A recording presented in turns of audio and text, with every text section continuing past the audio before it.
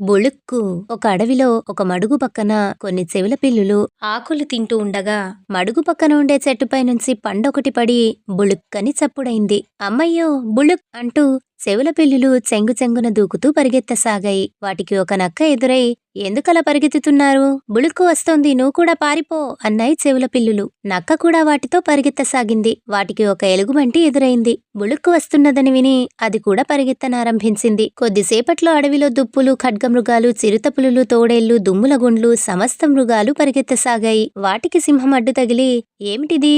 మీరంతా ఎందుకిలా పారిపోతున్నారు అని అడిగింది. బుళుక్కొస్తోంది, బుళుక్కొస్తోంది అని జంతువులు చెప్పాయి. దాని సంగతి నేను చూస్తాను, ఆ బుళుక్ ఎక్కడుందో నాకు చూపండి అన్నది సింహం. చెవుల పిల్లులు దారి చూపుతూ నీటి మడుగు దగ్గరికి సింహాన్ని తెచ్చాయి. సరిగ్గా ఆ సమయానికే చెట్టు నుంచి మరొక పండు బుళుక్కున నీటిలో పడింది. అదిగో మీ బుళుక్కు, వెళ్ళి మీ మీ పనులు చూసుకోండి అన్నది సింహం.